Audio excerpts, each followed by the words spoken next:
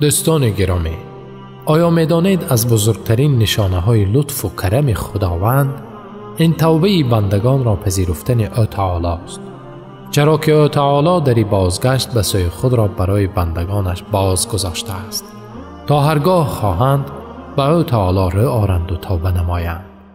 توبه به معنای بازگشت است، ترک گناه و بازگشت به سوی خداوند مهربان.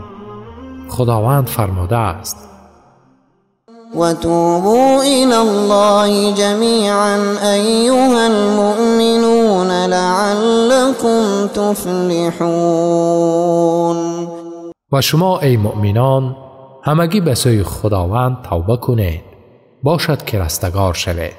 سوره نور آیه 31. توبه یعنی از مستی معصیت ها به خود آمدن، از دوری و بیگانگی به قرب او تعالی برگشتن. توبه این تنها ظاهراً گناه را ترک کردن نیست، بلکه توبه پیش از ترک معصیت ها به وجود آمدن دیگرگونی در باطن انسان است.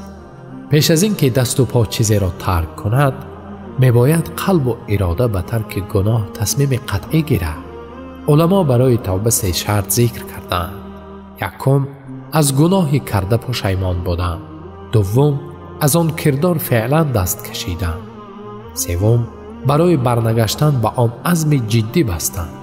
اگر گناه به حق دیگران تعلق داشته باشد، بدین شکل که شخص مال دیگری را به ناحق خورده باشد، شخصی را آزار داده باشد، مؤمنی را غیبت یا تهمت کرده باشد، شرط 4 ذم می‌گردد که آن مال آن نفر را برایش برگردانیدن و از آن مظلوم بخشش پرسیدن است.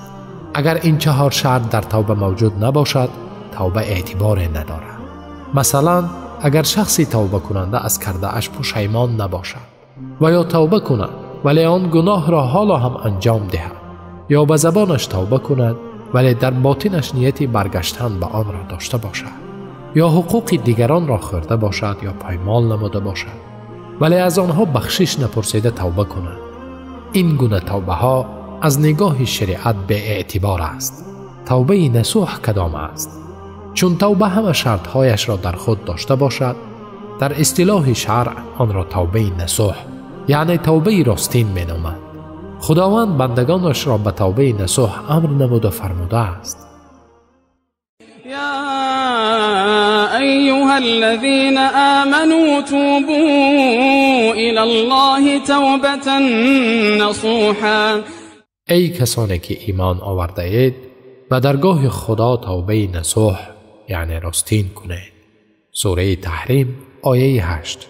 امام بغوی گفتند حضرت عمر رضی الله عنه، ابی بن کعب و معاذ رضی الله عنهما در تفسیر توبه نصوح گفتند توبه نصوح همان است که شخص گناهکار از گناه چنان توبه کند که دوباره به آن برنگردد، آن گونه که شیری جوشیده به پستان برنمیگردد.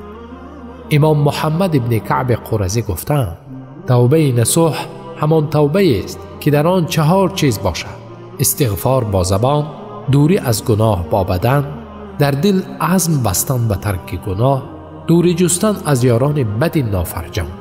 خداوند به بندگانی که سوی او تعالی برمیگردند مژده داده است که آنان را دوست می‌دارد. مولای کریم در قرآن چنین فرموده است: إن الله يحب التوابين ويحب المتطهرين. خداوند توبه کنندگان و پاکیزگان را دوست می‌دارد. سوره بقره آیه 222. چی بسا خداوند بر بندگانش مهربان است.